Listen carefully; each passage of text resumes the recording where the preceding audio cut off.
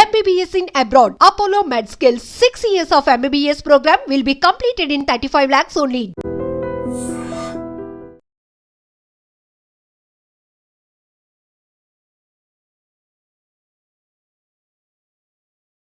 Hi, welcome to iDream. Character ఆర్టిస్ట్గా కొన్ని వందల సినిమాల్లో నటించిన నటి రమ్యశ్రీ గురించి పరిచయం అవసరం లేదు. ఆమె మన తెలుగు వారందరికీ సుపరిచితమే. ఈ మధ్యకాలంలో ఆమె పైన దాడి జరగడం, ఆమె తమ్ముడి పైన కూడా దాడి జరగడం, ఆ విజువల్స్ వైరల్ అవ్వడం, ఆ వీడియోల్లో ఆమె కన్నీరు పెట్టుకోవడం మనందరినీ కలిచివేసేసాయి. అసలు ఆమె పైన దాడి చేసింది ఎవరు, ఈ ఘటనకు కారణం ఏమిటి, ఇలాంటి అన్ని విషయాలు మనం రమ్యశ్రీ గారిని అడిగే ఈరోజు తెలుసుకుందాం. ఆమె మనతో పాటు షోలో ఉన్నారు. హాయ్ అండి రమ్యశ్రీ గారు. నమస్కారం అండి. మేడం, మీతో కలిసి ఇంటర్వ్యూ చేయాలని, మిమ్మల్ని కలవాలని చాలా రోజులుగా అనుకుంటూ ఉన్నాను. బట్ ఇలాంటి ఒక సందర్భంలో చేయాల్సి రావడం నిజంగా నేను బాధపడుతున్నాను. ఎందుకంటే మేమందరం ఎంతో ఇష్టపడే నటి మీరు. అలాంటి మిమ్మల్ని ఆ వీడియోలో ఆ పరిస్థితుల్లో చూసి చాలా బాధ కలిగింది మేడం. అసలు ఏమైంది మేడం? ఎందుకు మీరు అలా బాధపడాల్సి వచ్చింది? మీ పైన దాడి చేసింది ఎవరు? మీకోసం నా మనసులో కూడా వెతుకుతుంది. ఎందుకు దాడి చెయ్యబడేంత స్థితికి రమ్యశ్రీ ఎందుకు వెళ్ళిపోయింది అనేది.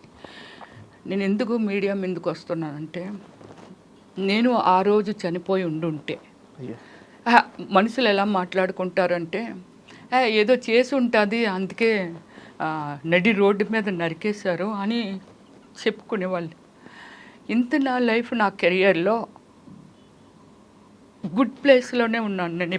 ఎప్పుడు నా పేరెంట్స్ నాకు ఒక జన్మిచ్చిన తర్వాత ఒక మంచి ప్లేస్లోనే ట్రావెల్ చేశాను తప్ప ఎక్కడ నాకు ఒక రిమార్క్ అనేది లేదు. ఖచ్చితంగా లేదు మేడం. సో ఇది నా లైఫ్.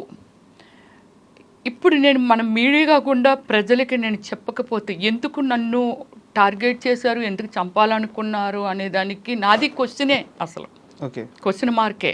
కానీ దీనికి ఆన్సర్ చెప్తాను. సంజయ్ కన్వెన్షన్ శ్రీధర్రావు గారు, నేను ఇప్పటికే చెప్పాను, మళ్ళీ చెప్తున్నాను, ఆయనతో నాకు విరోధం లేదండి. ఆయన ఎవరో నాకు పెద్దగా తెలియదు. ఆయన యాక్టివిటీస్ ఏంటి, ఆయన రేంజ్ ఏమిటి అని నాకు అసలు సంబంధం లేని మ్యాటర్ అది. ఓకే, కామన్గా ఒక మనుషులం ఏమిటి, మనము ఏదో ఒక వ్యాపారమో జాబో ఏదో ఒకటి చేసుకుంటూ ఉంటాం కదా. చేసుకున్నప్పుడు కొంచెం మనం తిని కొంచెం ఏదో ఒక సెక్యూరిటీ చేసుకుంటాం. అందుకే ఏ దేశాలు ఏమైపోయినా సరే ఇండియా మాత్రం ఏమవ్వదు అంటారు. అంటే అలాంటి హ్యూమన్ బీయింగ్ ఉన్న మనుషులం ఉన్నాం మనము. అయ్యో రేపు ఏమైనా అయితే ఏంటి పరిస్థితి, మన పిల్లల పరిస్థితి ఏమిటి అనుకునే మనుషులమే. ఇలా ఏమిటంటే రమ్యశ్రీ కూడా అలానే ఇన్ని సినిమాలు చేసి రంగులు వేసుకొని డే అండ్ నైట్ కష్టపడి నేను సంపాదించుకునే డబ్బులో ఒక సక్రమైన మార్గంలో ఒక ఇల్లు కొనుక్కుంటాము, లేకపోతే ఎక్కడైనా ఒక స్థలం. డబ్బునైతే దాయలేము కదండి, అంతే కదా మేడం. ఎవ్వరివి డబ్బుని మూటలు కట్టలేము. సో అలాంటిది ఆ డబ్బులు ఎక్కడోకక్కడ మనం పెట్టుకోవాలి. ఒక మంచి అది ఏమిటి జాగ్రత్త లాయర్కి చూపించుకొని ఇది బాగానే ఉందా, అది ఉందా, ఇందని పెట్టుకుంటుంటాం. 2003లో పెట్టానంటే ఎన్ని ఇయర్స్ అయిందో చెప్పండి. అవును కదా, కొనుక్కున్నాను, 22 సంవత్సరాలు అవుతుంది.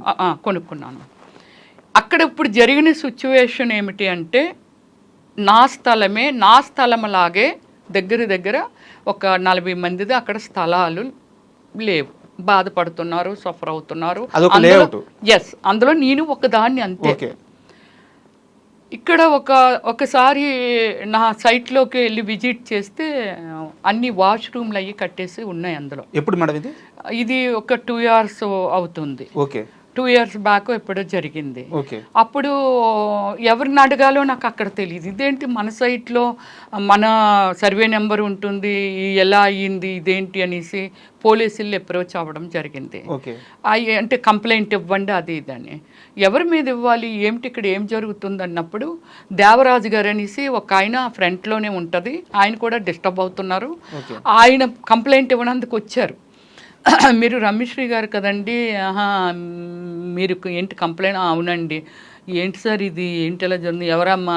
సంజయ్ శ్రీధర్రావు ఇలాంటి పనులన్నీ చేస్తున్నాడు అని చెప్తే దానిలో క్లారిటీ తీసుకొని ఆయన మీద కంప్లైంట్ ఇవ్వడం జరిగింది.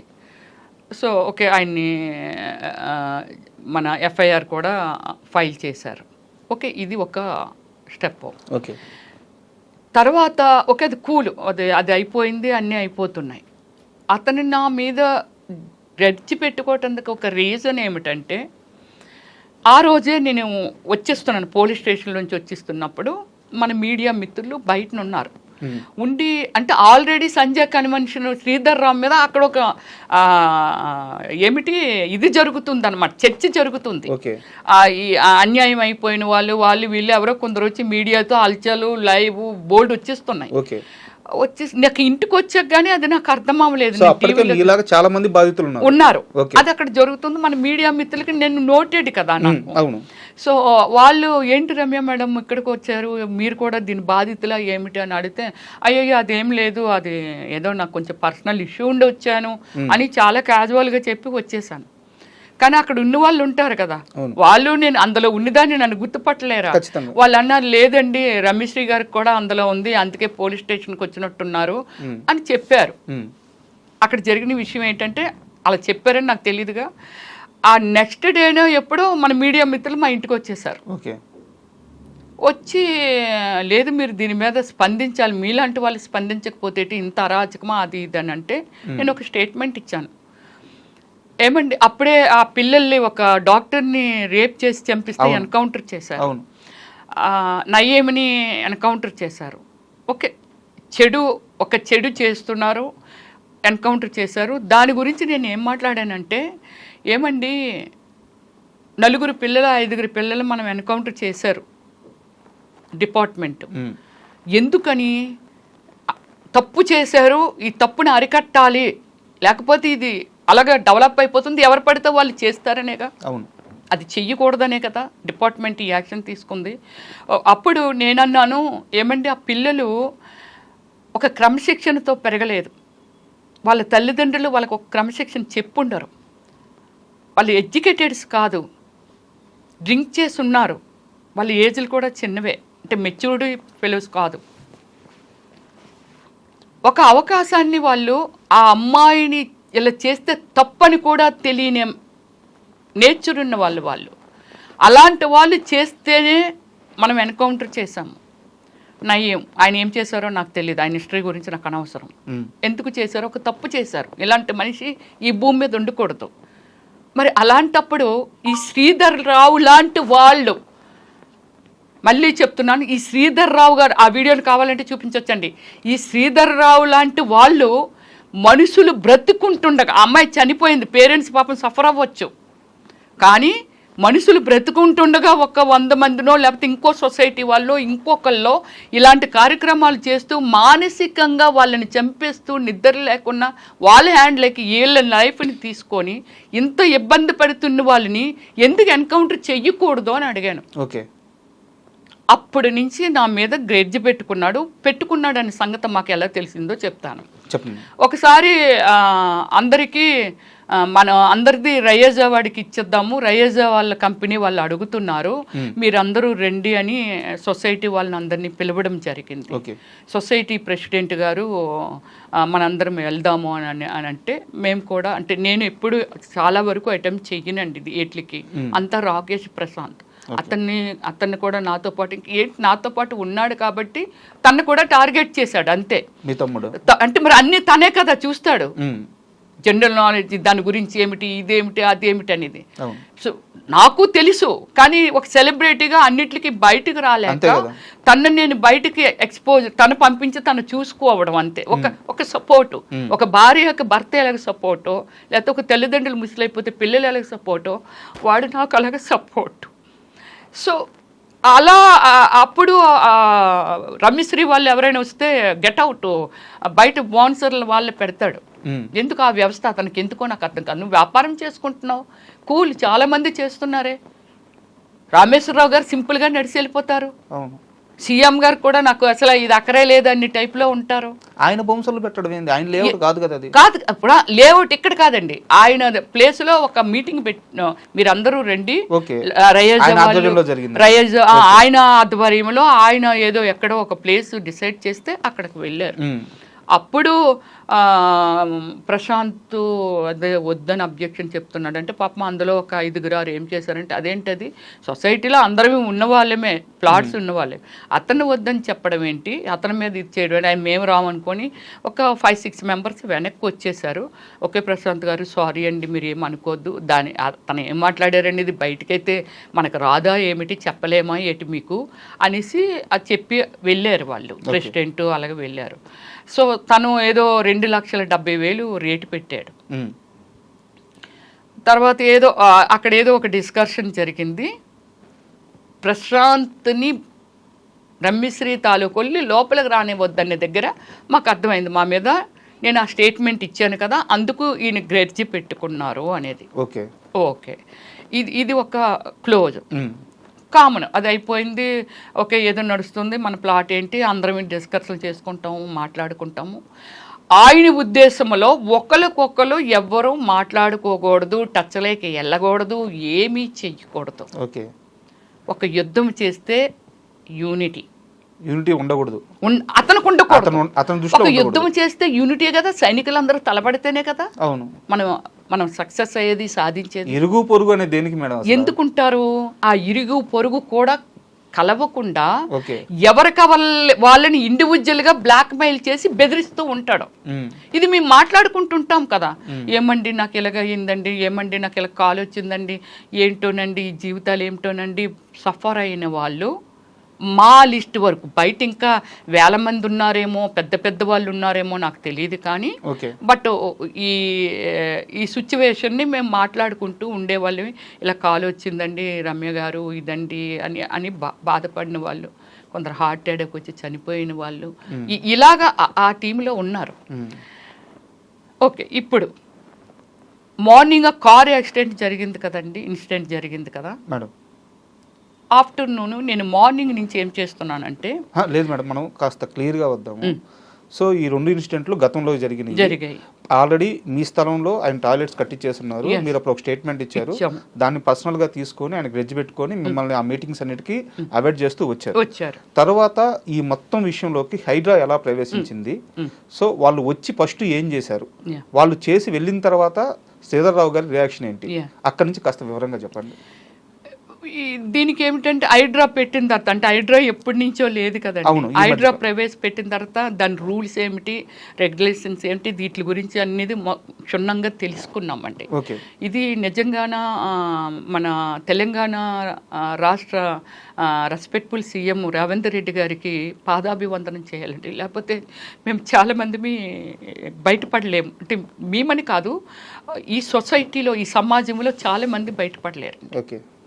సో దీన్ని ఇదంతా స్టడీ చేసాము మాట్లాడుకున్న తర్వాత వాళ్ళు ఏమన్నారంటే రమ్య గారు ఇలాంటివన్నీ చాలా చూసామండి మీరు కొంచెం ముందుంటారా మీరు సెలబ్రిటీ కదండి ఎవరైనా మాట్లాడినా వింటారు మీతోటి బాధితులు మేమందరం పెద్ద పెద్ద వాళ్ళమి 80 ఏళ్ళు 85 ఏళ్ళు అలాగే 70 ఏళ్ళు ఇలాంటి వాళ్ళమి ఎవరో ఒక కొడుకుంటే ఎక్కడో ఉన్నాడు ఏదో చిన్న జాబ్ చేసుకుంటున్నాడు దీని గురించి పెద్దగా చెప్పినా వాళ్ళకి అర్థం కాదు ఎంతో కష్టార్జంతో అప్పుడు ఏవో చిన్న జాబులు చేసుకుంటే ఆ జాబ్ చేసుకున్న దాంతో అది కొనుక్కున్నానమ్మ కూడబెట్టుకొని ఇలాగ వీళ్ళు చెప్పారు.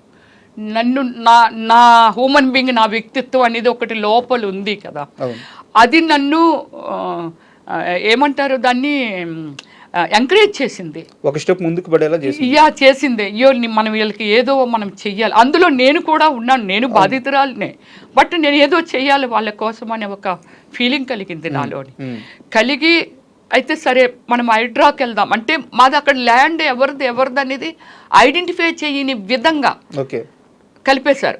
యాక్చువల్లీ శ్రీధర్రావు ఎప్పుడు వచ్చాడంటే శ్రీధర్రావు అనే వ్యక్తి 2014 నుంచి కొనడం మొదలుపెట్టాడు. నేను 2003లోనే కదా కొనుక్కున్నాను 2014లో అతను కొనడం మొదలుపెట్టాడు.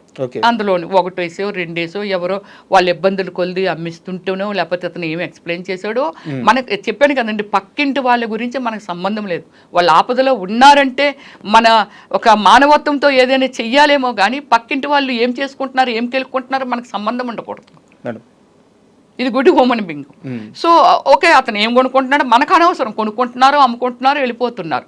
నన్ను కూడా చాలా టైమ్స్ అడిగాడు అమ్మేమని అంటే అతను కాదు అతను అనుచరుడు అడగడం జరిగితే నేను అమ్మను, నేను నా ఇన్ ఫ్యూచర్ నా సినిమాలన్నీ అయిపోయిన తర్వాత ఓకే నేను దీన్ని ఇలా చేసుకోవాలి, ఇలా చేసుకుంటే ఎంత 23 సంవత్సరాలు అయ్యింది నేను కొనంటే ఆల్మోస్ట్ నా కెరియర్ పీక్లో ఉన్నప్పుడు కొనుక్కున్నానండి. సో ఇప్పుడు నాకు సినిమాలు లేవు. యాక్చువల్లీ ఓమల్లి సినిమా తర్వాత నాకు నేనుగా డిసిషన్ తీసుకొని సినిమాలో ఆపాను.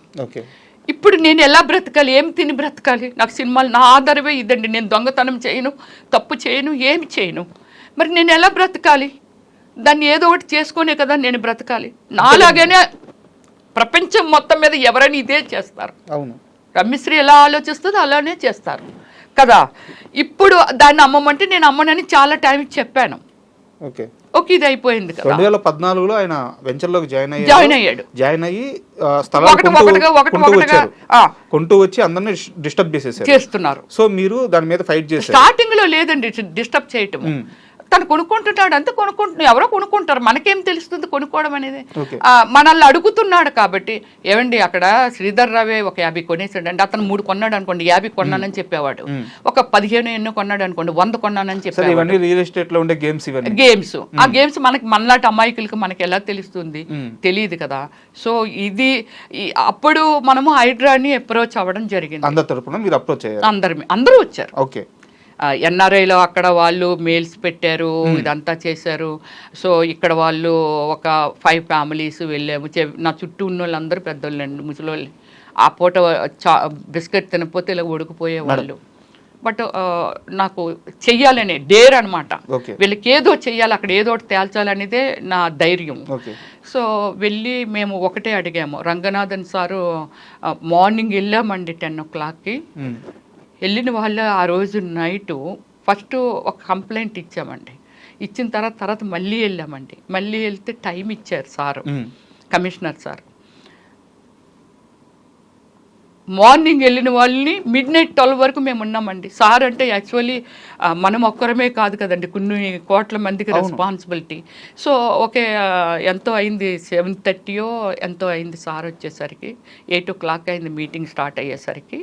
సో అప్పటి నుంచి మనకి 12 o'clock వరకు ఒక డిస్కషన్ అండి. శ్రీధర్ రావు గారిని ఇన్వైట్ చేశారు.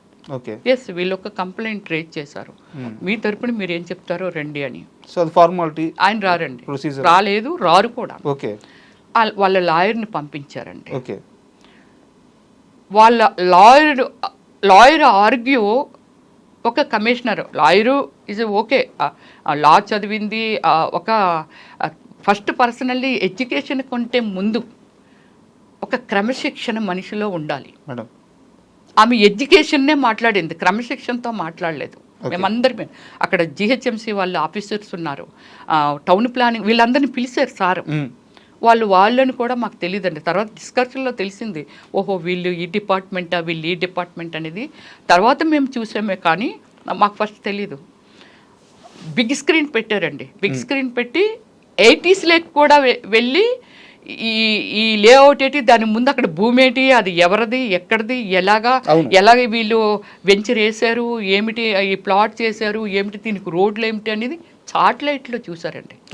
అది చూస్తూ వీళ్ళని పిలుస్తూ అడుగుతుండే వాళ్ళు, ప్రతిదీ డౌట్ ఉంటే, సార్కి డౌట్ ఉంటే వాళ్ళని ఉన్న డిపార్ట్మెంట్లో క్లారిఫికేషన్ తీసుకునేవాళ్ళు. తీసుకొని ఆ అమ్మాయిని క్వశ్చన్ చేస్తే మాకే అర్థం కానివి. మాకు నవ్వొచ్చేది అమ్మాయి చెప్తున్న క్వశ్చన్స్. అంటే మేము అనుకున్నాం, ఓ శ్రీధర్ రావు గారి ట్రైనింగ్ కదా, ఓకే అలాగే మాట్లాడుతుందేమో అని అనుకునేవారు. ఇవి రూల్స్ కాదు సార్, ఎనీథింగ్ క్లారిటీగా అడుగుతూ మాట్లాడుతుంటే మాకు అర్థమైపోయేది. అదేంటి అలా చెప్తావు, రోడ్స్ కన్నా ఆ రోడ్లో లేవు సార్, అది అడరు సార్. మరి దానికి అప్రోచింగ్ రోడ్ చూపించుకున్నా లేఅవుట్కి పర్మిషన్ ఇవ్వరు కదా. అంతే కదా, ఇవ్వరు కదా. గవర్నమెంట్ అంటే ఈమె స్థాపించిందో, శ్రీధర్ రావు స్థాపించిందో, నేను స్థాపించిందో కాదు కదా. అన్నీ ఉంటాయి కదా. ఎదురుగా రోడ్లు కనపడుతున్నాయి, రోడ్లు లేవంటావు, ఒక నీళ్ళ ప్లాట్ లేదంటావు, వాళ్ళ ప్లాట్ లేదంటావు, ఇక్కడ ల్యాండ్ లేదంటావు. యునో నీకు తెలుసా, ఒక 20 ఎకరాలో 100 ఎకరాలో 2 ఎకరాలో ఎకరంలోనైనా ఒక లేఅవుట్ని కూర్చోబెట్టాలి అంటే ఎస్ ఇది 300 గజాలు, ఇది 200 గజాలు, ఇది 100 గజాలు, లేకపోతే అన్ని 300 గజాల్లో ఎస్ ఇక్కడ చిన్న పార్క్ రావాలి, ఇక్కడ చిన్న నుయ్యి రావాలి, నీళ్ళు కావాలి అంటే రోడ్డుకి ఇంత స్థలం వదలాలి, రోడ్లు ఉండాలి. మరి మనుషులు ఎలా, ఈ ప్రపంచంలో మనుషులు ఎలా ట్రావెల్ చేస్తున్నాం, ఎక్కడికి వెళ్తున్నాము? రోడ్లు ఈజ్ ఎ మస్ట్. రోడ్లు లేవని ఆమె ఆర్గ్యూ. రోడ్లు లేకుండా వెంచర్ ఎలా వేస్తారు? బాంబే హైవే రోడ్డే లేదనేసింది అమ్మాయి అయితే. ఇది అక్కడ ఆర్గ్యూ జరుగుతుంది. మాకు కూడా నవ్వు వచ్చింది, ఓకే అయిపోయింది.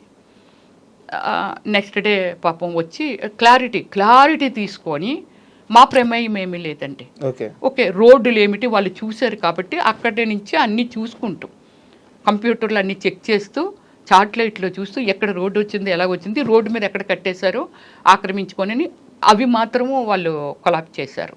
హైడ్రా రోడ్లు మార్పింగ్ చేశారు. ఇది ఎప్పుడు మేడం జరిగింది? ఇది 1 మంత్, ఎగ్జాక్ట్లీ 1 మంత్. సో మీరు ఒక 2 years నుంచి ఫైట్ చేస్తే 1 month 2 years నుంచి హైడ్రాతోనూ ఇంకోతో ఫైట్ చేయలేదు. ఈ కలిపేసుకున్నాడు. మనం ఎవరు అడగాలో ఏం చేయాలో మాకైతే సో ఒక 2 years నుంచి మీ స్ట్రగుల్ కి 1 month బ్యాక్ హైడ్రా వచ్చిన తర్వాత ఒక పరిష్కారం లభించి వాళ్ళు వచ్చి ఆ అక్రమ కట్టడాలన్నీ కూల్చి ఓకే రోడ్లకి మార్పింగ్ చేశారు. ఓకే ఓవర్ నైట్ లో చూడు, ఒక గవర్నమెంట్ అంటే ఒక హైడ్రా గవర్నమెంట్ స్థాపన, అది ప్రైవేట్ లాగా శ్రీధర్ రావో లేకపోతే రమేశ్వరో కాదు. అక్కడ ఒక గవర్నమెంట్ ప్రవేశపెట్టింది, ప్రజలకు ఇక్కడ న్యాయం జరగాలి, ఇన్ ఫ్యూచర్ రోడ్లు ఆక్రమిస్తే ఎలా వెళ్తాము, ఒక వర్షం వస్తే చెరువులు మొత్తం ఆక్రమించిస్తే మరి నీరు ఎక్కడికి వెళ్తుంది, ఇప్పటికే పొంగిపోయి వర్షాకాలం వస్తే చనిపోతున్నారు. ఇది ట్రూ. ఒక గవర్నమెంట్ ఒక మంచి డిసిషన్ తీసుకుంది, ఆ గవర్నమెంట్లోని భాగమే హైడ్రా.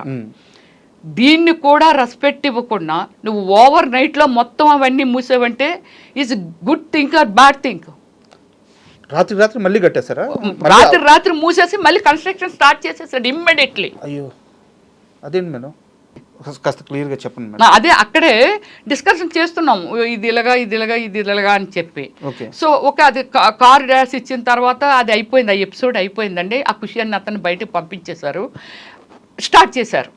ఆఫీసర్లు అందరూ వచ్చారు కదా, బయటకు వెళ్ళారు. బయట నుంచి ఇక్కడి నుంచే దీని మార్కింగ్స్ దీని బోర్డర్స్ ఉంటాయి కదండి, అది చూస్తూ వాళ్ళు మార్పింగ్ చేసి, సార్ ఇంతకు ముందులాగా గన్ చేస్తారు ఏమిటంటే, లేదమ్మా ఇప్పుడు పెయింటింగ్ వేస్తున్నాం, పెయింటింగ్ మీద స్ప్రే కొడుతున్నాం, చెరపటానికి వీలు పడదానంటే నేనేం చేస్తున్నానంటే అప్పటి నుంచి మార్పింగ్ ఎక్కడ చేస్తున్నారు, దాని లొకేషన్ ఏమిటి, ఆపోజిట్ అక్కడ ఏముంది, పక్కన ఏముంది అనేది ఒక వీడియో, ఆ ల్యాండ్ మార్క్స్ చిన్న వీడియో తీయడం ఆపడం ఇలాగ 2 గంటల వరకు అక్కడ అనుమానితులండి. దగ్గర ఒక 70 మంది ఇలాగా వాళ్ళే ఉన్నారు. వాళ్ళు ఎందుకుంటారండి, శ్రీధర్ రావు గారిది కదా రెస్పాన్సిబిలిటీ, ఆయనది కదా, ఆయన కొనుక్కున్నాడు, ఆయన చేశాడు. మేము కొనుక్కున్నాము, మమ్మల్ని రమ్మన్నారు, వచ్చాం. హైడ్రా వాళ్ళు అలా పిలిచారు, శ్రీధర్ రావు గారు రాలేదు. ఓకే వాళ్ళ మనిషి అని అంటే మనం అనుకోవడమే అంతే. వాళ్ళు కూడా పక్కనున్న వాళ్ళు మీరు ఎవరండి అంటే మాకు అర్థమైపోయింది, ఈ చుట్టుపక్కల వెళ్ళి ఇక్కడ 4 కనబడుతున్నారు, ఇక్కడ 2 కనబడుతున్నారు, ఇలా మాకు అర్థమైపోయింది వీళ్ళందరూ శ్రీధర్ రావు మనుషులు అని. అయినా వాళ్ళు అడగటానికి డేర్ చేసేవాళ్ళు కాదు. నాతో చెప్తుండే వాళ్ళు ఎవరో తెలుసండి శ్రీధర్ రావు మనుషులని అంటే, ఇలా చెప్తుంటే నేను అడిగేసేదాన్ని. మీరు లేదా పోలీసులు ఉన్నారు కదా అడగమనేదాన్ని, ఏమండి వాళ్ళు ఎవరో అడగండి, వెళ్ళండి, వీడియోలు అవి తీస్తున్నారు, వెనకాల అలా తిరుగుతున్నారు, వీళ్ళు ఎందుకు తిరుగుతున్నారు, శ్రీధర్ రావు అయినా ఉండాలి, మనమైనా ఉండాలి, వీళ్ళందరూ ఎవరో అని అలాగ అడుగుతూ కొందరిని బయటికి పంపించడం ఏముందండి, ఇక్కడ మేము వర్క్ చేస్తున్నాం, అలాగే వెళ్తాడు, మళ్ళీ ఇక్కడికి వచ్చేస్తున్నారు. ఇది జరిగింది. 2 వరకు నేను వీడియో కూడా 2 వరకు అన్నీ చూస్తున్నాను. నా సైట్ ఇది కూడా రోడ్ ఇది ఇవి అన్నీ చూస్తున్నామండి, అందరి చూసుకుంటున్నాము. ఓహో మన ఇక్కడ అదేనండి మాది అంటే మేము ఎన్నిసార్లు చూసుంటాం మన ప్లాట్ ని, ఐడెంటిఫికేషన్ నోటెడే కదా. దీన్ని ఏమిటంటే ఎప్పుడైతే రోడ్లు వీళ్ళు ఇంకా అప్పటికి ఇంకా ఏమీ రాలేదండి, ఒకటే పొక్కులేనర్ ఉంది, వస్తాయండి ముందు మార్పింగ్ చేసిస్తే అంటే మేము రిక్వెస్ట్ చేస్తున్నాం ఆ సార్ని, సార్ మీరు మార్పింగ్ చేస్తున్నారు, మళ్ళీ సగం అటు ఇటు చేసి వెళ్ళిపోతే మళ్ళీ అతను రాత్రి మోయించేస్తాడు అంటే, మేమేమో ఎర్రోళ్ళు మా అమ్మ, మేము కూడా ఎడ్యుకేటెడ్స్, మేము ఒక వ్యవస్థని నడుపుతున్న వాళ్ళమి, ప్రజలకు రెస్పాన్సిబిలిటీ ఉన్న వాళ్ళమి. సో అందువల్ల ఏమిటంటే డోంట్ వరీ, మేము అంతా క్లియర్ చేసే మీకు ఇస్తాము రోడ్లు మాత్రము అనేసి చెప్తున్నారు. లంచ్ 2 అయింది కదండి, వీళ్ళు వచ్చిన వాళ్ళు ఫ్యామిలీస్ అందరూ పాపం లంచ్ కానీ ఒకరు రమ్య గారు ఇక్కడ ఉందండి నేను అలాగే రోడ్డు మీదకి వెళ్ళిపోలేను కాబట్టి నేను ఆగిపోయానండి. నాకు నైట్ డిన్నర్ లేదండి, అలాగే మార్నింగ్ బ్రేక్ఫాస్ట్ లేదు, కళ్ళు తిరుగుతున్నాయి. సో ముందు రోజు అంతా షాపింగ్ అంటూ ఢిల్లీ తిరిగాము, అందుకని బాగా స్ట్రైన్ అయిపోయి ఉన్నాను.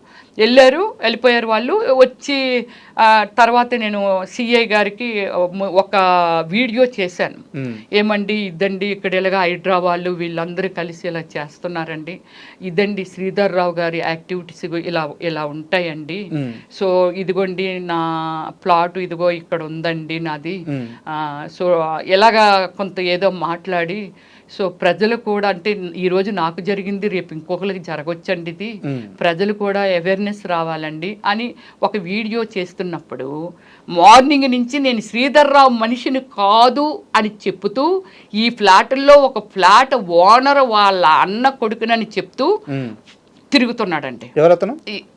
ఒక అతను కూడా నా వీడియోలో ఉన్నాడండి. పేరు madam? I don't know. Okay, పేరు అది మనకు తెలీదు. నా వీడియోస్లో ఉన్నాడు. ఎక్కడికక్కడ లాంగ్ వీడియోలు తీసేదాన్ని, ఎక్కడెక్కడ ఎవరు తిరుగుతున్నారు అని ఆ వీడియోలు తీసేదాన్ని, ఇవన్నీ చేసేదాన్ని.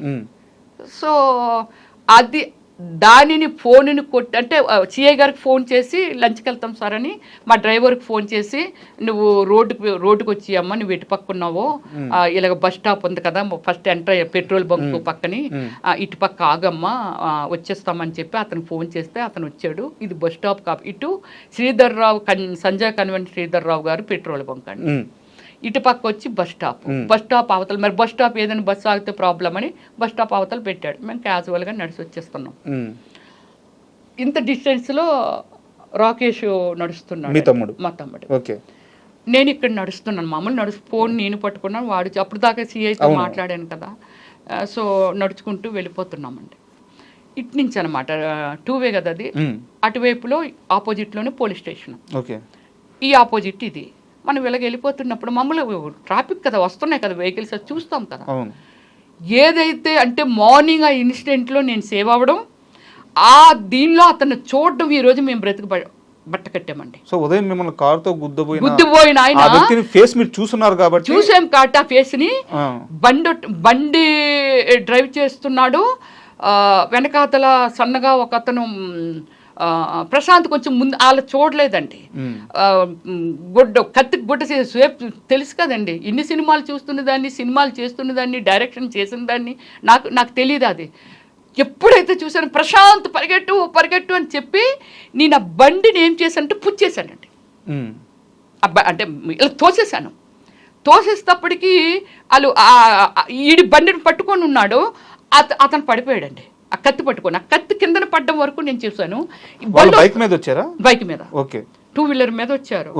వెనక నుంచి మామూలు ట్రాఫిక్ వస్తుంది కదా, ఇద్దరు బళ్ళు సడన్ గా ఎప్పుడైతే తోసానో వాళ్ళు ఆగిపోతాయి కదా, పెద్ద పెద్ద అరుపులండి. నేను ఏమండి మీరందరూ ఎడ్యుకేటెడ్స్ అండి, చంపేస్తున్నారండి, రోడ్డు మీద నరికేస్తున్నారండి, ఇలాంటి మీరు చూసారు కదండి, చాలా కాపాడండి మమ్మల్ని కాపాడండి అని చాలా బిగ్గరగా ఒక అనాథలాగా, ఒక తల్లి లేని బిడ్డలాగా రోడ్డు మీద అరిసి. This is true. ఎవరైనా ఒకవేళ వీడియోలు తీస్తే యూట్యూబ్లో పెడితే ఉంటుందండి. ఎంత గట్టిగా రిక్వెస్ట్ చేశానంటే ఎవ్వరూ రాలే. సమాజం ఎలా అయిపోతుంది ఇప్పటికే చూడండి, ఎవ్వరూ రాలేదండి. ఆ ఇద్దరు మాత్రము కొంచెము ఆ బండిని ఆపేసి హెల్మెట్స్ అవి పెట్టుకున్నారు వాళ్ళు, అంటే హెల్మెట్ అది పెట్టుకున్నారు. వెంటనే ఈ కత్తి మరి వాళ్ళు తీసారా మళ్ళీ ఈడే తీసి పట్టుకొని పారిపోయాడో తెలియదండి. ఈ వైట్ షర్ట్ వేసినాడు ప్రశాంత్ ముందు పరిగెడుతున్నాడుగా, మళ్ళీ వెనక్కి వచ్చేసాడు. నేను ఇక్కడ ఉండిపోయాను కదా, మళ్ళీ వెనక్కి పరిగెట్టి వచ్చాడు. ఈనాడు చూశాడు కదా, ఇతను వైట్ షర్ట్ వేసుకున్నాడు, ఇద్దరు ఫైట్ చేస్తున్నారు, నేను చేస్తున్నాను. డ్రైవర్ రాలేదండి, డ్రైవర్ నా బ్రదరు ప్రశాంత్ రాకేష్ కుమార్. రాకేష్ కుమార్. సో నేను అరుస్తున్నాను, వాడు అరుస్తున్నాడు, ఈ వైట్ షర్ట్ వేసుకున్నాడు, పీకి ఇలాగా నొక్కేసి ఇలా పట్టుకొని దీన్ని పుచ్చేసిస్తుంటే వాడు కళ్ళు ఇలాగా తేలేసేస్తున్నాడండి. పైనుంచి అప్పటికి ఒక 6-7 ఈ క్రికెట్ బ్యాట్ పట్టుకొని పరిగెట్టుకుంటూ వస్తున్నారండి. అందులో ఈ 6-7 నేను క్లియర్గా చూడలేదు, కానీ అందులో ఒకడు అక్కడక్కడ చిన్న డిజైన్ ఏంటి లైట్ ఎల్లో ఉంటుంది ఆ షర్టు. నా వీడియోలో పడ్డాడు అతను అక్కడ, నేను లాంగ్ తీసినప్పుడు. వాడి చేతిలో బ్యాట్ ఉంది. వీళ్ళు పరిగెట్టుకుంటూ వచ్చి ఆ బ్యాట్ పెట్టి వీడు పీక నొక్కాడు కదా, దాని మీద ఇలా వెయ్యాలని అనుకున్నప్పుడు నా మధ్యలో వెళ్ళి వీళ్ళిద్దరు బయట వాళ్ళు ఉన్నారు, వాళ్ళు చెయ్యి పెట్టి ఇలా లాగుతున్నారు. నేను ఈ చేతిని ఇరుస్తున్నాను. ఇంక చాలా మంది వచ్చారు కదా, 6-7 వాళ్ళందరూ వచ్చి నన్ను ఇలా నొక్కి నేను కిందకి జారిపోతుంటే మొత్తం ఇదంతా పైకి వెళ్ళిపోయింది. సో రియల్లీ నేను ఇలాంటిది సినిమాల్లో చూసే అలాంటివి నేను తట్టుకోలేను, భయపడతానండి, ఏడ్చేస్తాను సినిమాల్లో కూడా చూసి. ఇది సినిమా, నువ్వే సినిమాల్లో యాక్ట్ చేస్తావు, నువ్వే డైరెక్షన్ చేస్తావు, నువ్వు ఇలాంటి సీన్లు చూసి ఏడుస్తావు ఏంటి, కళ్ళమ్మ నీళ్ళు వచ్చేస్తాయి, ఆటోమేటిక్గా వచ్చేస్తుంటాయి. మీ మీద వచ్చి ఒక 6-8 మంది దాడి చేశారు. సో మీతో పాటు మీ తమ్ముడితో పాటు చుట్టూ ఉన్న వాళ్ళందరూ కూడా ప్రతిఘటించడంతో వెళ్ళిపోయారు. అంటే అందరూ బళ్ళు మీద అదే స్థలాల్లోకి వెళ్ళిపోయారు. బట్ ఇక్కడ నా డౌట్ ఏంటంటే, దగ్గరలో పోలీస్ స్టేషన్ ఉంది, అంతా జరిగింది పోలీస్ స్టేషన్ దగ్గరలోనే. సో మీరు వెంటనే వెళ్ళి కంప్లైంట్ చేశారు? వెంటనే అప్పుడు మేము ఏం చేసామంటే క్లారిటీగా ఎదురుగా పోలీస్ స్టేషన్ అనేది నా నాలెడ్జ్కి పెద్దగా అనిపించదండి. అంటే నాకు తెలియదు అంత ఇక్కడ పోలీస్ స్టేషన్ ఉందా, ఈ ఏరియాలో అది ఉందా అని అలాగా తెలుసుకోండి. నేను సినిమా చేశాను, షూటింగ్ అయిపోయింది, వెరీ హోమ్లీ గర్ల్ అండి నా ఇంటి లోపలే. ఎవరైనా ఇంటర్వ్యూ అడుగుతారంటే ఒక నీత ఎందుకు మాట్లాడాలి, ఏం చేయాలంటే నీతి మీద మాట్లాడతాను అంతే. సో అప్పుడు మేము ఏమి చేసామంటే డ్రైవర్ని హెల్ప్ తీసుకొని గట్టిగా అరుస్తూ ఎవరు దగ్గరికి రాకుండా, ఎక్కడున్నారు హైదరాబాద్, ఎక్కడున్నారు పోలీసులు అనుకుంటూ పరిగెట్టుకుంటూ వెళ్తే అక్కడ కొందరు అక్కడ కొన్ని లోపల రెస్టారెంట్లు ఏవో పెట్టాడండి, అవి తిన్నందుకు అక్కడ ఉన్నారో అక్కడ కానిస్టేబుల్ వచ్చాడు. వస్తే ఇది బ్రదర్కి ఇదంతా చిరిగిపోయి ఇదంతా బ్లడ్ ఇదంతా గీసేది అంటే ఆ ఫైట్లో జరిగిందండి, ఫైట్లో జరిగింది.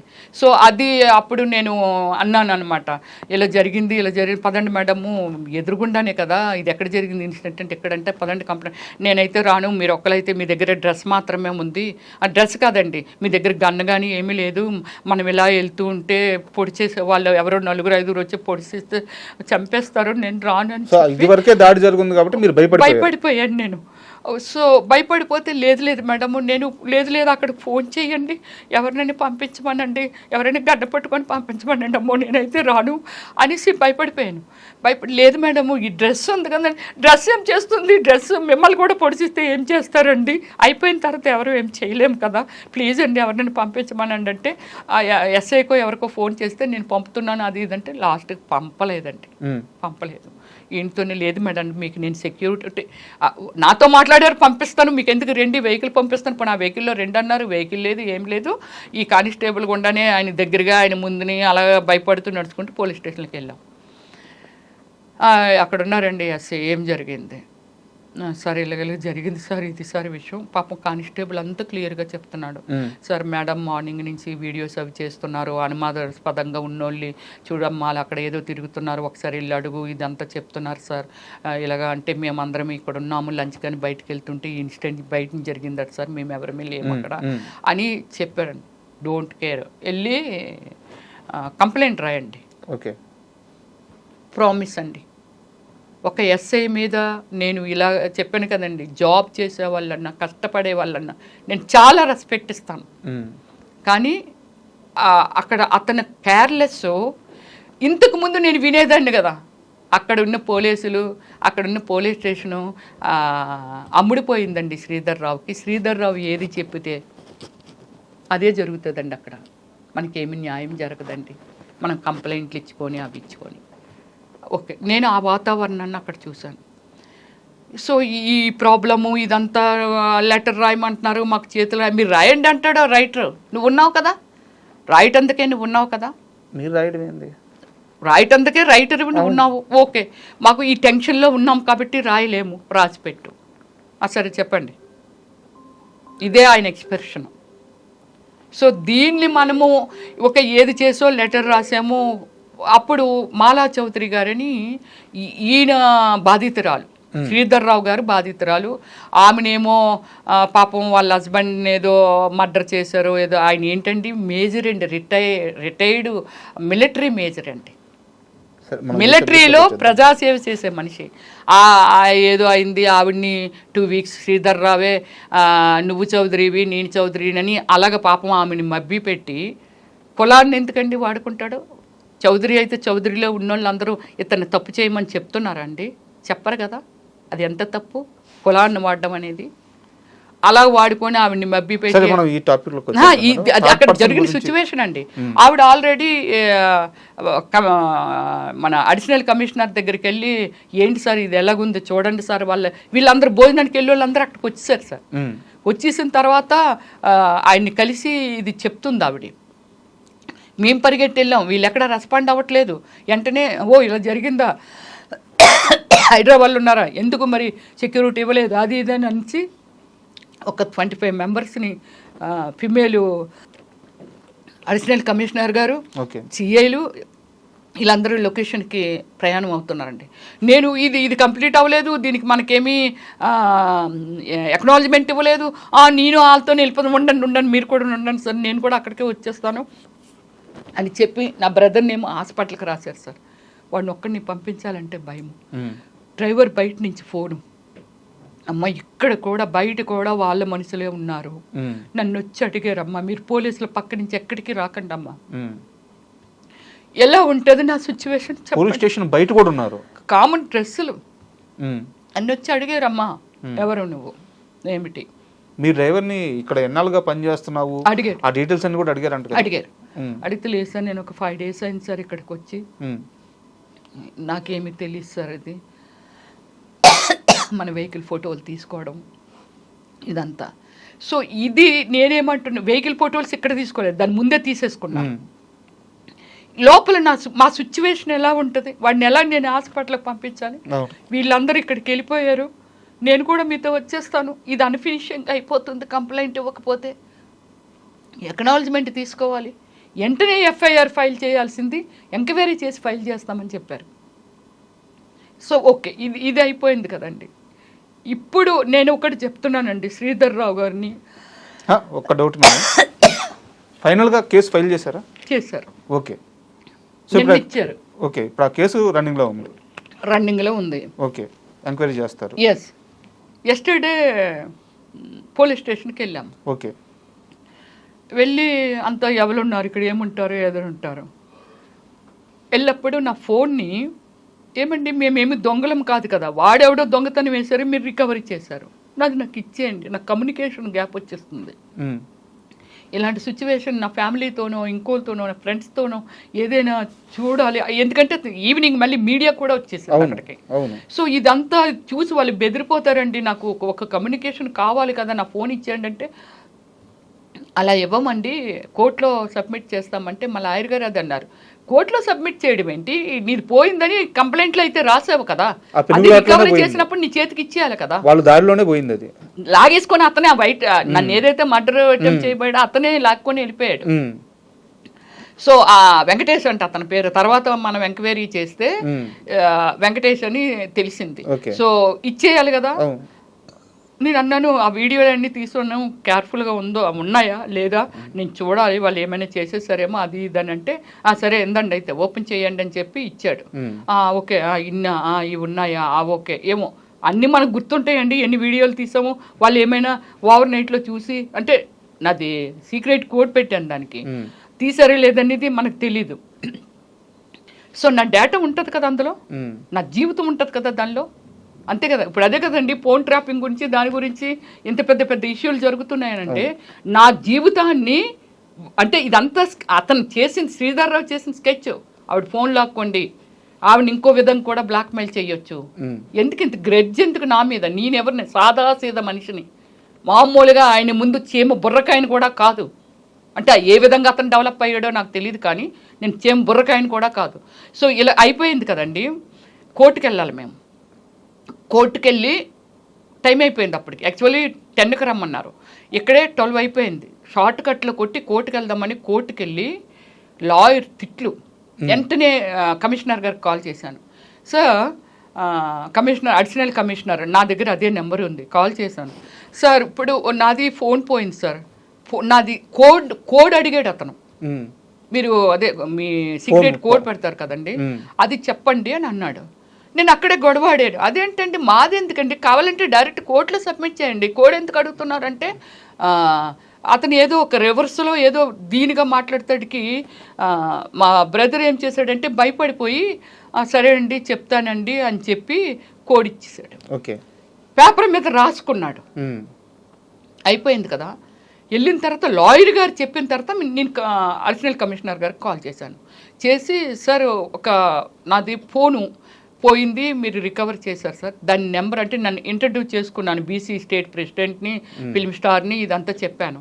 సో దీనికి సరే అలా నెంబర్ తీసుకోవచ్చా సార్ అని అన్నా. అడగకూడదమ్మా, అడగకూడదు కదా. కానీ మీ ఎస్ఐ అడిగాడు సార్, సాయినాథ్ అడిగాడు సార్, రాసుకున్నాడు సార్. ఇప్పుడు వాళ్ళ చేతిలో నా ఫోను. ముద్దాయి ఎక్కడున్నాడు, మేము వెళ్ళేసరికి అక్కడ తిరుగుతున్నాడు. అదేంటి బయట తిరుగుతున్నాడు, లోపల ఉన్నాడు అని అన్నారు అని అంటే మార్నింగ్ వెళ్ళప్పుడు తిరుగుతున్నాడు అని అంటే లేదండి అతను బాగా కొట్టేశామండి, హెల్త్ బాగాలేదండి, హాస్పిటల్ తీసుకెళ్దామని అక్కడ తిప్పుతున్నామండి అన్నారు. మీపైన దాడి చేసిన వ్యక్తిని బయట తిరుగుతున్నాడు అటు పోలీస్ స్టేషన్లో. ఓకే, అయిపోయింది కదా. సెకండ్ టైం మళ్ళీ కోర్టు పని చూసుకొని ఇమ్మీడియట్లీ మళ్ళీ ఈ ఫోన్ గుర్తొచ్చి దాన్ని మనం ఆ కోడ్ని మార్చేద్దాము, ఆ నెంబర్ని మార్చేద్దాము, అక్కడే ఉంది కదా అడిగి, అది ఉంటేనే కదా ప్రమాదం, అతను రాసుకున్నాడు కదని మనం మళ్ళీ వాళ్ళకి చెప్పకుండా చేయకుండా ఇన్ఫామ్ చేయకుండా వెళ్ళామండి. వెళ్తేప్పటికి ఆ ముద్దాయి డ్రెస్ మార్చేసి ఫ్రెష్గా ఒక సీఎమ్మ గారు వేసుకునే డ్రెస్ వేసుకొని ముగ్గురు పోలీసులు టేబుల్ మీద కూర్చుంటే ముగ్గురు ఒకటి నిల్చున్నారు, ఒకరు ఒంగున్నారు, ఒకరు కూర్చున్నారు. ఇతను కూడా అక్కడ 2 చేతులు వెనకాలెట్టి అక్కడ నిల్చున్నాడండి.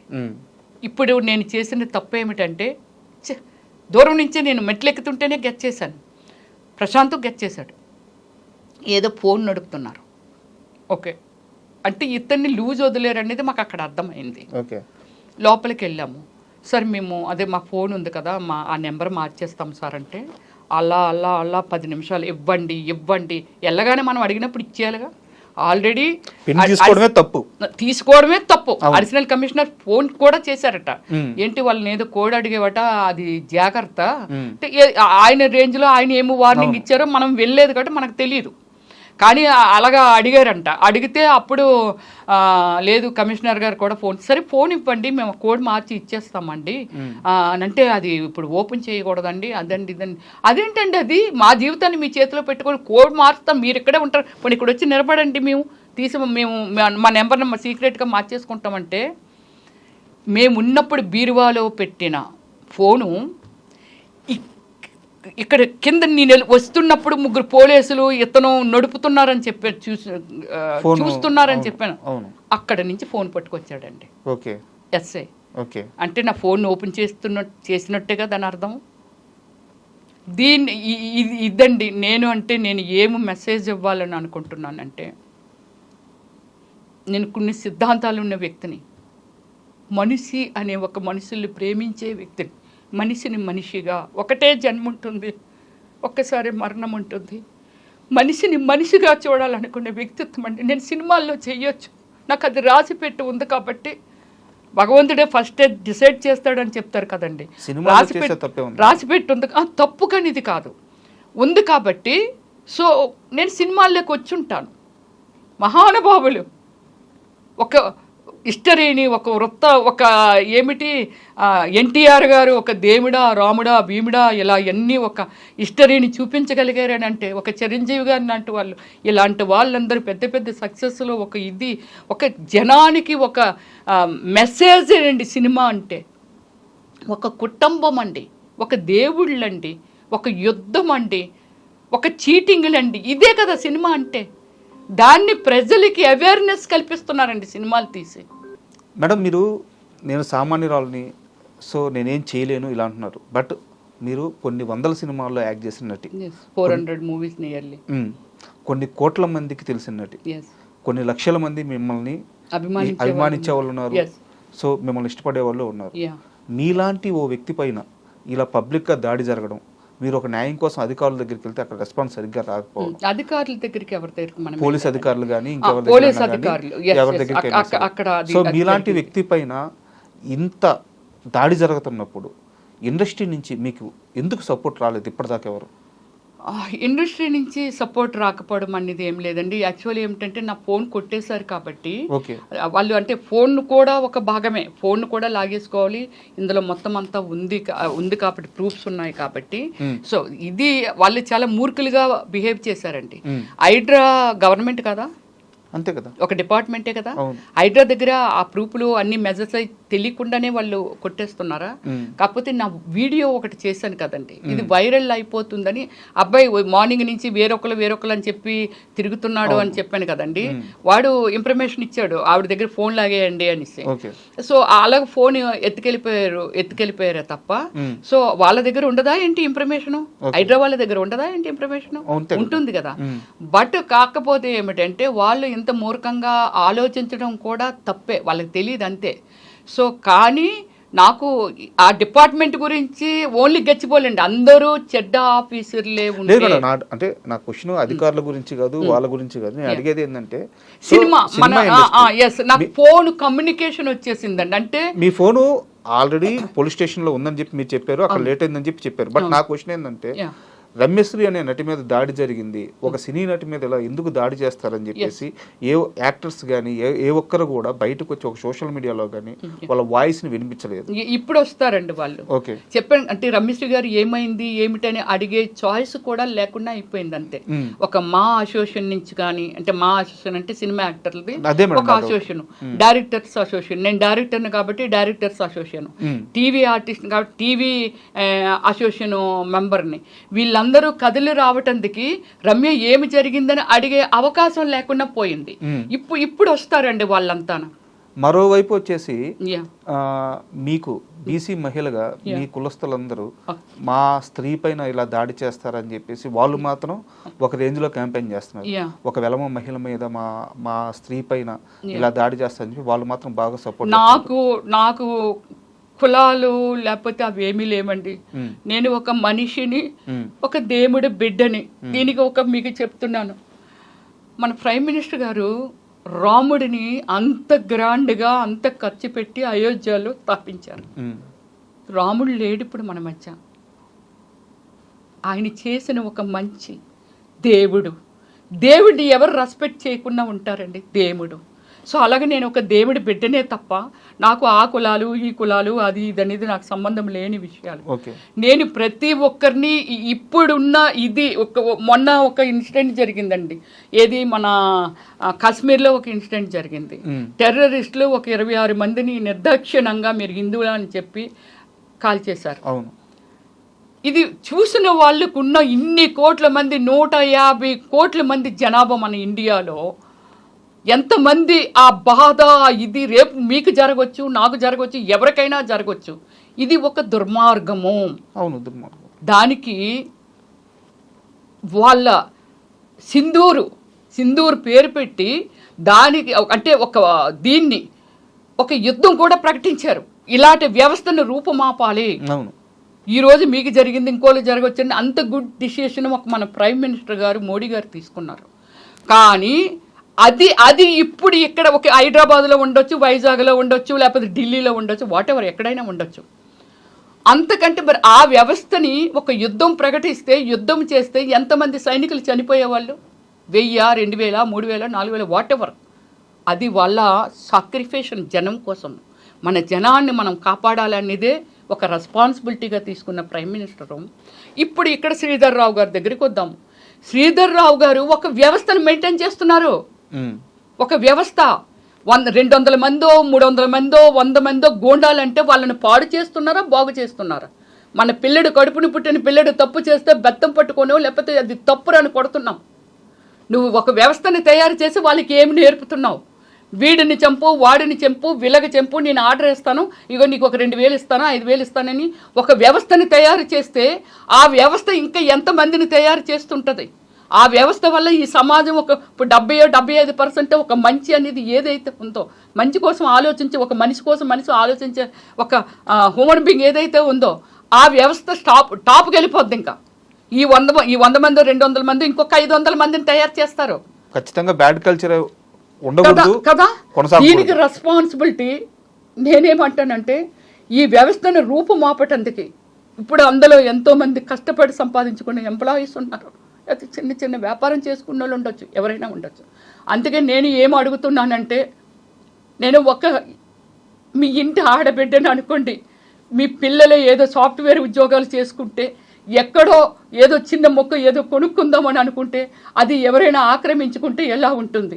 ఇలాంటి దాన్ని అరికట్టడానికి ప్రజల నుంచే ఒక విప్లవం రావాలి, ఒక ఎంప్లాయీస్ నుంచి ఒక విప్లవం రావాలి, అలాగే ఒక యూత్ నుంచి విప్లవం రావాలి, అలాగే ఒక లేడీసా లేకపోతే ఇంకోటి అనేది మన పిల్లలు రేపు రమ్యలాగా అవ్వకూడదు అని అనుకుంటే ఇలాంటి వ్యవస్థను మాత్రమే రూపుమాపమంటున్నానే తప్ప శ్రీధర్ రావు గారి మీద నాకు ఎటువంటి కోపము లేదు. అతను చేస్తున్న యాక్టివిటీస్ ఏవైతే ఉన్నాయో చాలా దారుణము. అలాగే ప్రభుత్వ అధికారులు ఎవరైతే ఉన్నారో అతనికి తొత్తులుగా మారి వాళ్ళకి ఎంకరేజ్ చెయ్యకున్నా ఏమి తింటారండి మీరు? ఎంకరేజ్ చేయకుండా ఇంత పెద్ద పెద్ద స్కాములు, ఇంత పెద్ద పెద్ద అన్యాయం జరగదు. అందువల్ల ఏమిటంటే దయచేసి ప్రతి డిపార్ట్మెంటు, ఇదంతా రెవెన్యూ డిపార్ట్మెంట్ కానీ ఏదైనా సరే న్యాయం ఇంత కొంచెమైనా న్యాయం కోసం పనిచేయండి. మీరు భోజనం చేస్తున్నారు, మీ పిల్లలు జాగ్రత్తగా ఉండాలనుకుంటారు, ఎవరి కోసం మీరు ఈ అన్యాయం చేసి డబ్బును సంపాదిస్తున్నారో ఆ పిల్లలు కూడా ఎలా తయారవుతారో ఆలోచించండి. మా డాడీ ఉద్యోగం ఏంటి, మాకు ఇంత డబ్బు ఎలాగొచ్చింది అనేది వాళ్ళు కూడా అదే బాటలో నడుస్తారు. కాబట్టి దయచేసి ఈ రమ్యశ్రీ పిలుపుని ఇస్తుందండి. ప్రతి అన్న, ప్రతి అక్క, ప్రతి అమ్మ, ప్రతి దయచేసి నాకు జరిగినట్టుగా దీన్ని ఒక్కరికి బుద్ధి చెప్పితే కొందరు భయపడుతుంటారండి. అప్పుడు ఎన్కౌంటర్ చేస్తే చూడండి రేపులు చేయడాలు ఇవన్నీ తగ్గిపోయాయండి. అతను ఎప్పుడైతే అతన్ని నయ్యమునో లేకపోతే ఇంకోళ్ళో కొందరు స్వామీజీలు తయారయ్యారండి. వాళ్ళకి ఏమి తెలుసండి, అతను కూడా మనిషే. ఎంతోమంది కొందరు మాత్రమే మహానుభావులు ఉంటారు, కొందరు మాత్రమే. రజనీకాంత్ గారు కూడా చెప్తారండి, ఆయన ఒక వేదాంతి, ఒక దేవుడి లెక్కన ఆయన అంత మంచి ఆలోచిస్తారు. రోడ్డు అంటే సింపుల్గా వెళ్ళిపోతూ పేదవాళ్ళు ఉంటే దుప్పట్లు కప్పుతారు. ఆయన దేవుడి కింద ఎందుకు పూజిస్తున్నారంటే ఆయన చేసే విధానం. నన్ను కూడా కొన్ని లక్షల మంది నన్ను అభిమానిస్తారండి. నా యాక్టివిటీస్ అన్నీ ఎంత, నాకు 4 మిలియన్స్ ఫాలోవర్స్ ఉన్నారండి. 40 లక్షల మంది నా ఫేస్బుక్లో ఫాలోవర్స్ ఉన్నారు. ట్విట్టర్లోను నేను చేసినవి మీలాంటి వాళ్ళు ఉండరండి, రేరుగా ఉంటారండి, నాకు ట్వీట్ చేస్తూ ఉంటారు. ఇలాంటి మనిషినండి నేను. అందుకే నేను ప్రాధాయపడుతున్నాను. ప్రతి ఆ రాష్ట్రం ఈ రాష్ట్రం అని కాదు, మీరు కదిలిరండి, కదిలొచ్చి ఇలాంటి ఒక వ్యవస్థని, అంటే శ్రీధర్ రావుని ఈ వ్యవస్థ అనే దాన్ని మనం కంట్రోల్ చేయగలిగితే చాలన్నీ కంట్రోల్ అయిపోతుంటాయండి. భయపడతారండి మనుషులంటే ఇలాంటివి చేయటానికి. ఇది నా పిలుపండి. హైడ్రా దీని గుండా నేను మనందరికీ పిలుపునిస్తున్నానండి. అలాగే నేను సీఎం గారిని కూడా, మన తెలంగాణ స్టేట్ సీఎం గారిని కూడా, మీరందరూ, నేను ఒక్కదాన్ని అయితే ఎంత పోరాటం చేసినా దీనికి ఒక ఇది ఉండదండి. అప్పటిలోనే గాంధీ తాత గారు ఒక వ్యవస్థ, జనము, మనం ఎలా అంటే మన దగ్గర ఏమీ లేకున్నా, ఎక్విప్మెంట్స్ లేకున్నా, బాంబులు లేకున్నా, ఏమీ లేకున్నా అలాంటి వాళ్ళనే తరిమి కొట్టారు అని అంటే, అప్పుడు మన దేశం మీద, మన దేశాన్ని దోసుకు తింటున్నారని దండెత్తిన మన దేశంలో ఉన్న ఇలాంటి మహానుభావులు ఏమీ లేక ఇప్పుడు అందరూ ఎడ్యుకేటెడ్స్ ఉన్నారు, ఎంతో తెలుసు, మనందరికీ తెలుసును. జనరేషన్ మారింది, ప్రతి ఒక్కళ్ళు ఆ ఎడ్యుకేషన్ వల్ల ఒక మంచి ఏంటి చెడు ఏంటి తెలుసు. కాబట్టి మీరు అందరూ కదిలొచ్చి దయచేసి ఈ ఆడపిల్లకి సపోర్ట్గా నిలుస్తారని ప్రాధాయపడుతున్నాను. అలాగే మా సినిమా వాళ్ళని కూడా చాలామంది అండి, టీవీ ఆర్టిస్టులా, లేకపోతే డైరెక్టర్గా ఉన్నాను, డైరెక్టర్సా, లేకపోతే అలాగే మన ఫిలిం యాక్టర్స్ పెద్ద పెద్ద వాళ్ళు ఉన్నారు, చిరంజీవి గారు, బాలయ్య గారు, వీళ్ళందరూ. బాలయ్య గారితో కూడా నేను ఒక 3 సినిమాలు చేశాను. మంచి నేచరు, దైవభక్తులు. సో మీలాంటి వాళ్ళ పేర్లు వాడుకుంటూ, అతను మీ పేరు వాడుతున్నారా లేదనేది తెలియదు, కానీ ఇప్పుడే బాలకృష్ణ గారికి ఒక 5 సూట్ కేసులు డబ్బు పంపాను. ఇప్పుడే రేవంత్ రెడ్డి గారికి నేను ఒక 1000 కోట్లు ఇస్తే కానీ ఎలక్షన్ చేయలేడు తను అని. అంటే ఒక వ్యవస్థను తన మాటల గుండా, తన యాటిట్యూడ్ గుండా ఒక వ్యవస్థను పాడు చేసేస్తున్నాడు సార్. నా రిక్వెస్ట్ లాస్ట్గా ఫైనల్ ఏమిటంటే, ఐ డ్రీమ్ గుండా నేను రెస్పెక్టబుల్ తెలంగాణ రాష్ట్ర సీఎం గారు రేవంత్ రెడ్డి గారికి చేతులు జోడించి ప్రాధేయపడుతున్నాను సార్. ప్రతి క్షణము భయపడుతూ తిరుగుతున్నాం సార్. ఏదైతే నా కార్డులు ఉన్నాయో వాటికి నెంబర్ ప్లేట్లు తీసేస్తాను సార్. మీరు ఏదైనా ఎవరికి నేను అప్లై చేసుకోవాలో ఏమిటో అనేది చెప్తే నేను అప్లై చేసుకుంటాను సార్. ఇవన్నీ స్కార్పులు అవి కట్టుకొని తిరుగుతున్నాం సార్. అతనికి ఒక సెకండ్ సార్ మా అడ్రస్ కనుక్కోవడము. నేను పబ్లిక్గానే నేను చెప్పాను, ఐ డ్రీమ్ సాక్షిగా చెప్తున్నాను, నా కుటుంబంలో రాకేష్గా అదే ప్రశాంత్ రాకేష్గా నాకా లేకపోతే నా కుటుంబంలో ఎవరికైనా ఏదైనా జరిగితే, ఏదైనా నా మీద ఇంతవరకు ఒక క్రైమా లేకపోతే ఒక కంప్లైంటా లేకపోతే ఇంకోటి నేను ఇంకొకరి మీద కంప్లైంట్ ఇవ్వడం ఇలాంటి ఏమీ లేవు సార్. నా మీద ఒక వైట్ పేపర్ లాంటి మనిషిని నేను. నాకు ఏవైనా ఇలాంటివి ఎదురైతే అది కేవలం శ్రీధర్ రావు గారి మీద వల్లే ఎదురవ్వాలి. నాకు నన్ను ఎవరైనా పొడిచి చంపినా, కారుతో గుద్దినా, ఏమి చేసినా, రాకేష్ని కానీ ఇదంతా అది శ్రీధర్ రావు గారి వాళ్ళ మీద. కాబట్టి దయచేసి ప్రభుత్వం దిగొచ్చి మాకు నాలాగే ఇలాగా ఇందులో ఉన్నారు కాబట్టి, పాపం అనాథులు లాంటి వాళ్ళు పెద్దవాళ్ళు ఉన్నారు కాబట్టి, మీ ప్రజల్లో మీ 5-6 కోట్ల జనాభాలో మేము కూడా ఒక మనుషులమే సార్. మమ్మల్ని దయచేసి సెక్యూరిటీ చేయండి sir, please sir. Thank you. Rameshwari garu, మీరు ఎమోషనల్ అవ్వద్దు. సో మీ వర్షన్ మీరు చెప్పారు. సో జరగాల్సిన న్యాయం ఖచ్చితంగా జరుగుతుంది, అధికారులు స్పందిస్తారు. అండ్ ఈ మొత్తం విషయంలో మీరు ఎంతైతే స్ట్రగుల్ అవుతున్నారో, ఈ బాధ నుంచి, ఈ పెయిన్ నుంచి మీరు త్వరగా బయటికి రావాలని, మీకు జరగాల్సిన మారిపోమని చెప్తున్నారు. ఏమండి అక్కడి నుంచి మారిపోండి, ఒక్కొక్కరు ఒక్క సలహాలు. ఆ ఇల్లు మారిపోండి, వాడికి తెలిసిపోయి ఉంటుంది కదా, ఎక్కడికైనా వెళ్ళిపోండి. ఎందుకు భయపడి పారిపోవాలంటాను? ఎందుకు పారిపోవాలి? ఒక మనిషికి నా లైఫ్ నాది, నేనేమి హామ్ చేసే ప్లేస్లో లేను, ఎవరికి హామ్ చేయట్లేదు. నేను ఎందుకు అతనికి భయపడి పారిపోవాలి? ఇల్లు మారిపోండి మేడం, ప్లీజ్ మేడం, లేదా అక్కడి నుంచి ఒక 1 month 2 months ఎక్కడికైనా వెళ్ళిపోండి మేడం. ఎందుకు వెళ్ళిపోవాలి? నేను దేనికి వెళ్ళిపోవాలి? అందుకే నేను ఈ మన సమాజాన్ని అడుగుతున్నాను, సమాజాన్ని హెల్ప్ అడుగుతున్నాను. మన అందరం తిరగబడితే అలాంటి వాళ్ళు ఎంతసేపు మీ బిడ్డని, మీ ఆడబిడ్డని, మీ బిడ్డలు కూడా ఉన్నారు, మీరు కూడా ఇలాంటివి పే చేయొచ్చు. కథలు రండి మీరు అంతా, నిజంగా చెప్తున్నానండి నేనైతే. అండ్ మీరు ఈ బాధ నుంచి త్వరగా బయటపడాలని, మీకు ఖచ్చితంగా 100% న్యాయం జరగాలని మనస్ఫూర్తిగా కోరుకుంటున్నాను. And all the best madam. Thank you. నిజంగా ప్రస్తుతం ఉన్నటువంటి సమాజం దేనికి ప్రయారిటీ ఇస్తుంది? ఆర్థిక సంబంధాల చుట్టూ మాత్రమే తిరుగుతోంది. మళ్ళీ ఎన్నికలంగానే చాలా విరక్తి కలుగుతాం. మంచి అనిపిస్తుంది కదా, లేడీస్ కూడా ఛాలెంజింగ్ జాబ్స్ చేసినప్పుడు చాలా బాగుంటది. ట్రాఫిక్ అసిస్టెంట్స్ గా నియమించిన ట్రాన్స్జెండర్స్ అందరితో సాల్యూట్ చేయించుకుంటున్నారు. ఫుడ్ డెలివరీ ఇవ్వటానికి వెళ్ళినటువంటి డెలివరీ బాయ్ అనిల్ పై కళ్ళ ముందు